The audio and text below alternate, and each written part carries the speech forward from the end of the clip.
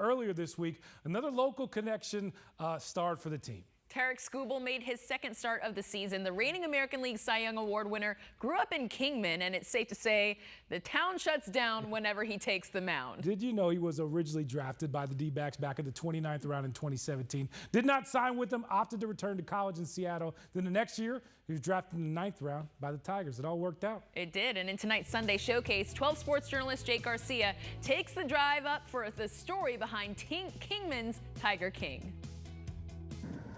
If you leave a town like this, nobody knows who you are. But grow up in a town like this, and everyone knows your name.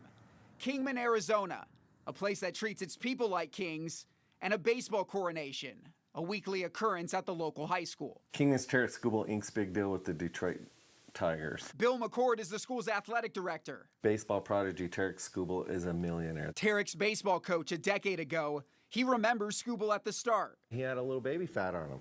Not gonna lie. And then Skubal as a senior. This kid's the real deal. He just is. You know, my son was a pretty damn good ball player, went on to play college ball, but Tarik was the real deal. Tarik took the mound for the biggest moments. A 16 strikeout one hitter to win the state title in 2013, a 14 strikeout perfect game in the first round in 2014. Memories still etched in the mind of McCord. It was touching for all of us. As you can see, I'm tearing up a little, so it was kind of cool. And taught like a graduation requirement to the rest of the school. That's prom, little Tarik, young Tarik. Tarik's former English teacher puts lecture on pause every 5th day.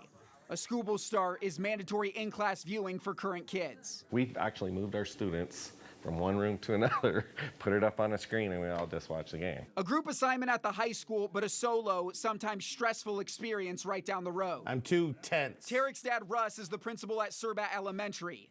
He knows there's nothing elementary about watching his son pitch. That's when he's at his best. Tarik's so talented, he almost can't believe it. It's still kind of weird to think that, like, he's pitching in a Major League Baseball game right now. Like the rest of the town, time stops for Russ when Tarik toes the rubber. When you have kids someday, you'll understand how hard some of this is.